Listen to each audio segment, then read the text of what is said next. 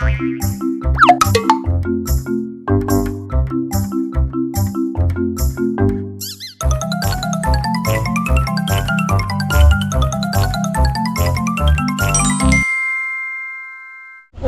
พอแล้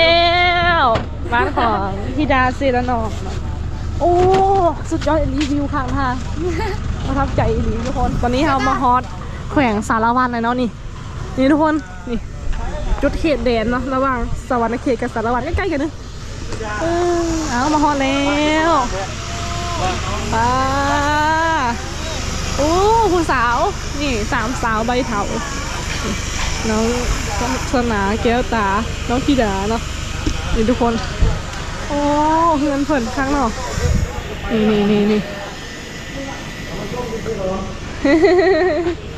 โอ้สมัยดีน้องธิดาคุณให้ดำเขาไปสัมภาษณ์เบื้องมาที่นี่ก็เคยสัมภาษณ์มาเธอก่อนกับสัมมาเธอก่อนกับสัมภาษณ์ถ้าเนี่ยสัมภาษณ์อีกเทื่อนั้นอยู่บ้านเก่าเทื่อนั้นอยู่บ้านเก่าได้ประเทศได้บ้านหลังใหม่แล้วมีก็มีบ้านใหม่เนี่ยธิดาอันนี้ประเดี๋ยววาสนาแก้วตานี่เป็นน้องเล็กสุดน้องเล็กสุดเลยกันจะอย่างนี้แฟนกวนมูอยู่อันนี้คือความไฟฟันของค่อยไหมวะภาพไฟฟันค่อยบอกภาพไฟฟันของน้องเลยโอ้มีเพื่อนอยู่แล้วเนาะมีเพื่อนอยู่แล้วคนที่เพื่อนเป็นคนเก็บของเลยสีไก่ว่ามีเพื่อนอยู่โอ้ยตั้งโอ้เราต้องนั่งสัมภาษณ์ก่อนเก็บไงล่ะผู้สัมภาษณ์ก็ได้ว่าคือเบรกความคิดว่าคือเดียกระโดดเทมาจนตั้งกันจนง่ายโอ้ตอนแรกคิดว่าสิลงไปท่าญี่ปุ่นเนี่ยดิโมเมนต์เนาะเพิ่นมาอยู่เฮือนใหม่ดีใจน้ำเด้อดีใจน้ำกะนอนคนละห้องกันแล้วเป็นบ่แบบนี้นอนละห้องสบายเลยตีลังกาอยู่เลยที่นี่สัญญาณอินเทอร์เน็ตฮอตปะอ๋อบ่ฮอตปะมีเลยมีอยู่เข้มทางคุณมีพวกสัญญาณเมื่อหัวซ้ำเสานี่เสานี่เป็นพื้นเลยเข้าเฮือนนี่เข้ามาฮอตเฮือนนี่กับบุ้มีสัญญาณเด็กอ๋อจังนอกหัวนี่มีเวลาที่ซ้ำเสาตอนนั้นมีเป็นประเทศเพื่อนเนี่ยมูมีจ่อยจ่อยโอ้ยข้าบังบ่ก็เอาเสานี่ออกแล้วนี่เสานี่บังลงสัตว์ไปแล้วอย่าให้ถามเนี่ยปฏินี่ครับดีใจป่ะเนาะได้เงินใหม่ดีใจแห้งดีใจแห้งเนาะโดยคิดว่าเพื่อนว่าสิได้เพื่อนงามแบบนี้อันนี้ที่เกิดขึ้นบ่ได้กันบ่มีเบาตุกวิธีเล่าเนาะโดยเขามีไอ้ขอบใจเขามีไอ้ตุกน้องๆคือสิว่ามีวันนี้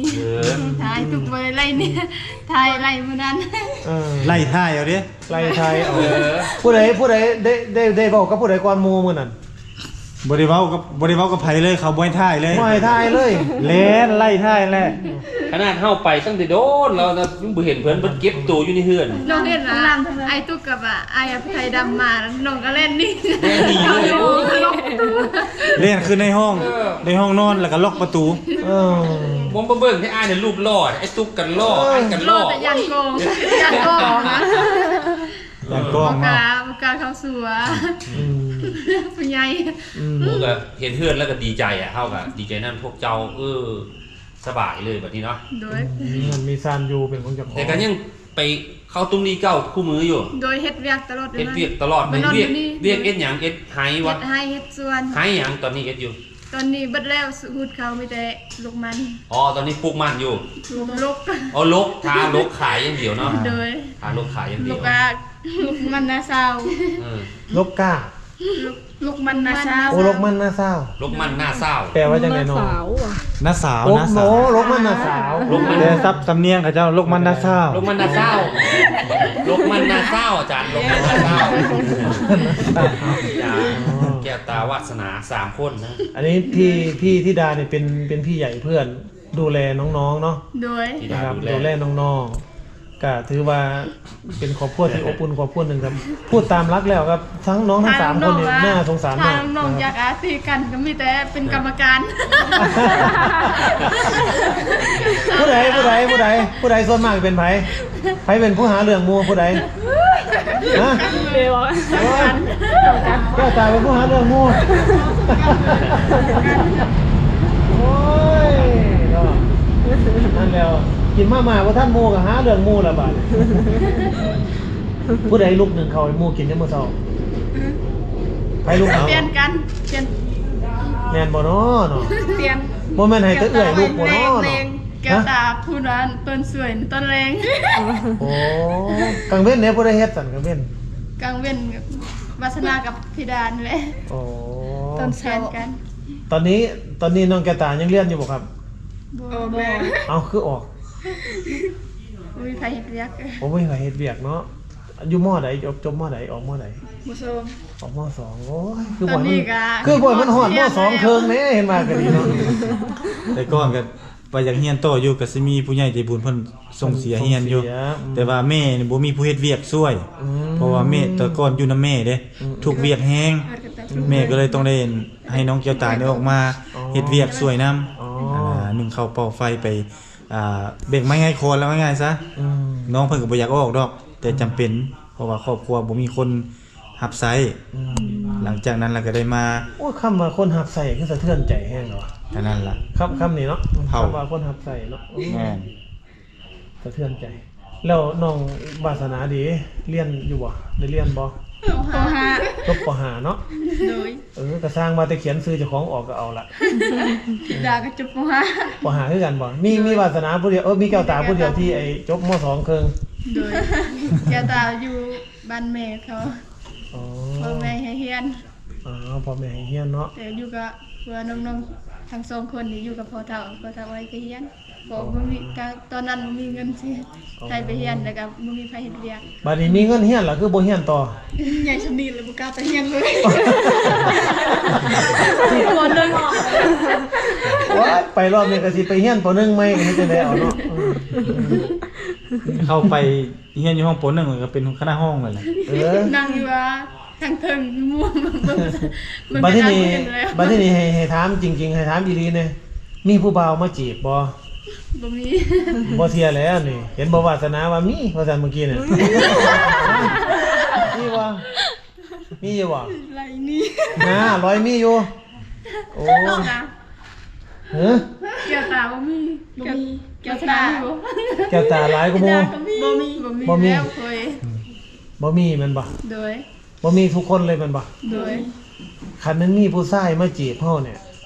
เฮาสิเลือกคนแบบใด เลือกได้ก็ได้โอเคจริงใจอะไรก็ดู คำเก่าจริงใจนี่สิฮู้แต่จังได๋ว่าเขาจริงใจเนาะ เอาใจเขาออก ดีกว่าว่าบ่ต้องบา โอ้ยตายแล้วเด้อผู้บ่าวเอ้ย ก็ตายก่อน มู นะ เจ้าฟังอยู่นี่นะมูเจ้าฟังอยู่เด้อกันคิดสิมาจีบสามสาวเฮาตะอวยเด้อมูเจ้าต้องกล้าพาใจออกมาให้เขาเบิ่งเด้อถ้ามูเจ้าบ่กล้าเนี่ยมูเจ้าอย่ามาเด็ดขาดเออ เกี่ยวแทง กันเมื่อวานก็พาใส่กล่องไปสนีส่ง พาแต่กล่องมาซะนี่ส่งมาก่อนไม่มาเช็คเบิ่ง น้อง ตำรวจ แพร เบิ่ง กับลูกมันน้ำน้อง ถ้ามักแท้ต้องไปขุดมันกุนมันช่วยน้องพุ่นว่า อมเขาอมเขา เป็นหูเข้า ต้องอองเข้าลงแต่ภูได้ เห็นผู้เฒ่าแบกมือว่าเนี่ยเกือบมันใจขาดแทนเขาเจ้า อันนั้นเห็นแต่อยู่บ้านซื่อๆนั่นน่ะถ้าไปเห็นอองลงแต่เทิงภู นั่นในลูก ยัง ตะ ติด กุ แม่ น เนาะ ถ้าบ่ได้ยังเป็นแฟนเนาะต้องแบะเข่าใดแบะปุมันใส่ชีวิต ป้าเขาเท่านั้นเดือน ใส่ เขาอยู่นี่ ป่าใด เขาอยู่กัน3คนนี่มีเรื่องเดือดร้อนอีหยังบ่เกี่ยวแก่กับคนมากวนมันยังมีบ่ อีกเบาบ่มีเนาะ เขามีเนาะ โดย แล้วมีไผมาคุยวะ บ่มี บ่มี มีได้สามคนแหละคุย บ่คุยกันตามไอ้น้องนี่ โดย ผมบ่เห็นไผแล้วซะเนาะ โดย เฮ็ดแต่หน้าสามไอ้น้องเสร็จแล้วก็ไปไห้ไปหน้ากันจบตอนแรกมานอน หาแต่เรื่องฮะ บ่มีงูมาอยู่นะ อีกสัญญาณอินเทอร์เน็ตก็บ่มีเราใช้รักหยังอยู่นี่มี แล้ว เน็ต เก่า บ่ กัน รักเก่ากับบ่ได้เบิ่งหยังเลย แล้วทีวีเด้โทรทัศน์เบิ่ง ได้ทันได้ อ๋อเบิ่งท้องเจ็ดท้องเก่าได้อยู่บ่ ฟัง โดย ฟัง ได้ มีแต่ เบิ่งหนัง พี่น้องครับมีแต่ปล แต่ว่า เบิ่งหนังไทยนะ ฟังอยู่กัน โทรศัพท์ยังบ่ได้ รู้จักดาราไทย ประ บ่ มาณว่า รู้จัก รู้จักไผเนี่ยดาราไทยมักผู้ใด สามเอ้ยน้องครับ ดาราไทยมักผู้ใด เดือดทางกัน เจ้ารู้จักไอ้กล้องห้วยไร่อยู่บ่ รู้จัก รู้จักอยู่บ่รู้จักณเดชน์อยู่บ่ เบิ่นก็รู้จัก บ่โอ้ เบิ่นนี่ อยู่ในหันบ่รอทอนผู้สีไรจะโคนอยู่หั่น เมีย อยากดูหล่อๆเลยเราขี่รถมาเมื่อกี้ตากแดดซื้อแล้วตากแดดซื้อ ตากแดดซื้อๆด้วยนั่น เรามาตอนที่เราผิวขาว โอ้ ขาว ยนี่ว่าขึ้นมาทั้งพูดตะโอยจังเลยละเลเขา ตามโค้งมามันขี่มอเตอร์ไซค์ตากแดดน่าดำยังไม่ดำใหม่อาจารย์ ธิดาไปนั่งฝั่งพี่ธิดาหน่อยปะลูกไปนั่งข้างนั้น พี่ดาวนี่เป็นประโยชน์หน่อยนี่มานี่มานั่งนี่ เป็นประโยชน์หน่อย ไม่ต้องกลางวะ มานั่ง โอ้ เก็บ ไปนั่งข้าง ซีวียั้งไปยั้งมายันบ่ได้เลย ถามพี่ธิดาด้วยว่าเพิ่นเฮ็ดจังได๋เพิ่นก็ได้เงินหลังงานแต่อีหลานยามใดสิได้น้ำเพิ่น เอาถาม น้ำ ให้ บ่ สัม รู้ ภาษณ์ ยามใดเนาะน้องธิดาลาวสิได้บ้านหลังงามๆคือไอ้ทั้ง3คน ฮะ เอ้า ก็เอากันแม่ธิดากับธิดาเมื่อวานนี้ มีอย่างน้อยนี่เนาะ นั่นเอากันเลย ธิดาลิงกับธิดาธิดานองที่เรามาเจอกันแล้ว ขอดอกหน่อยหมวกกันมะเร็งนั่น มองมาเล็ง ใส่หมวกอันนี้ให้คือคนอื่นลงมะเร็ง พระ เออ เหงา เหงาเลยละ ก็มีกล้วย มีกล้วยเอ้ยก็มีกล้วยอยู่ว่าเอามาให้ เอา น้อง ถาม ไง นู่นน่ะ ถามเอื่อยเบิ่งดูว่าเอื่อยจังไหนคือได้เงินหลังงามแท้ถามเอื่อยเบิ่งเอาถามเบิ่งดู อีหยังเหรอนี่บ่ได้ให้มันนางยิ้มดิ เอา มันดูละครลิง ถามเอื่อยเบิ่งดูเฮ็ดจังไหนเอื่อยคือได้เงินงามแท้เอื่อยเอ้ยเอาอีกเกินหยังฮะนั่งอยู่ไกลคนดังแล้วบ่กล้าปากเลยบาดเอื่อยทั้ง3คนดังเลยลูกเอ้ยดัง เอาลองเพลงเอ้ยฟังนะขนาดบ่ต้องเว้าจังหลาย บ่ต้องเว้าหยังเอาลองเพลงเอา ลองบ่ได้ บ่ได้ บ่ได้ บ่ได้เนาะ ติด ติดเพลงบ่ได้บ่ต้องร้อง ไปเมื่อร้องยังให้เกินก็บ่ได้ โอ้ยไปโอ้ย กา เขื่อนเอ้ย จากนี้ครับเขาที่ลงไปเฮ็ดกิจกรรมครับจัดกิจกรรมอยู่บ้านตุ่มรี่เก่านะครับบ้านเก่าของน้องธิดาน้องปรารถนาแล้วก็บ่แม่นน้องธิดาน้องแก้วตาน้องวาสนา เดี๋ยวนะผมน้องปรารถนาแล้วโอ้ยมาแล้วปรารถนานั่นทุกคน เข้าสิขี่รถซิ่ง ไปทุกคนเอาวันนี้เขาสิได้ไปเฮ็ดกิจกรรมนะอยู่ที่บ้านตุ้มลีเก่าทุกคนอยู่ทางปูนแหละนี่อยู่ไปกับน้องธิดาเนาะบ้านน้องธิดาบ้านน้องแก้วตาน้องวาสนาเนาะบ่แม่นบ้านน้องปรารถนาทุกคน ไปทุกคนเดี๋ยวเตรียมตัวเดินทางกันเนาะด้วยการใช้รถอย่างนั้นก็รอติดตามผสมเพิ่งทุกคน แต่ฮู้ว่าน่าจะซิงค์แน่นอนอ่ะม่วนไอหลีแหละเอานี่เด้อบ้านของน้องธิดาเนาะ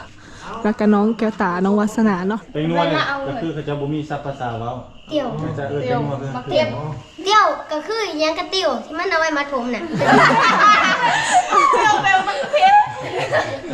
เพื่อจะเอาไปตำกินมันละ อยาก อันนี้ติ้วมา ทำเจียวมันละ ใช้ธิดามัดตัวเดี๋ยว ไอ้เหี้ยอีก น้องธิดาเป็นคน เอา เป็ อี น กเอา ยังไปอีกวันนี้ เอาวันนี้สิพาเพิ่นไปกินมะพร้าวนะมาจังได๋ อักเร็บไก่ตัวอักเร็บไก่ตัวคือ มา อะไร คนขี้ไก่บ่ ไปได้ทุกเรื่อง คนธิดาไก่ตัวคนธิดาโชว์อันแล้วก็ดาตะเมอร์เลย เอาไปด้วย อย่ามากอกใส่โหดได้เราน่ะอย่ามากอกใส่โหดดิ ไม่ว่าให้ธิดาไม่เก็บมัดเท้า โมแม่นซับบักกอกสิหัวบ่แก่เพิ่น ว้าจะมากอกใส่โหดที่ดาเราดิ บ่แม่นแปลว่าหยังบ่แก่ เอาเอ้ยเขาว่าเมื่อกี้ เอาอีกหนูเรียนมาเยอะ มีหยังแน่เป็นถ้าสมมุติน้องธิดาเข้าไปมื้อแรงนี่เข้าไปจังน้อยนี่มีหยังแน่ต้อนรับน้องธิดาอยู่ในบ้าน นมไก่ตัวเนี่ย โอ้ย นมกามี โมเมนนมมันนี่ สิพาน้องเพิ่นไปลิ้นอยู่ว่าอยู่น้ำเซพาไปเบิ่งมาพาไปอาบอยู่บ่ เปล่าก็แนนก็รวยแก โอ้จะเอาไปโยนทีมหน้า ภาษาแปลก็ภาษาเรา แล้วเข้ากระแปได้แล้ว โอเค กระแปได้ จานกันแก๊สจ้า ก็แกก็อยู่นี่หา6 ปีพุ่นอ่ะ อันยังเอาใส่แก๊สเอาไปยังน้ำเอาเมื่อกี้มันแบบแก๊สๆไง แก๊ส เอาให้น้องวาสนาเว้าองค์น้องวาสนาชวนธิดาเล่า ชวนธิดาเล่า ไปเราชวนเนาะ ชวนธิดาเล่า เอาให้ตัวเกยกระจัก อ๋อเจ้าธิดาไปจัก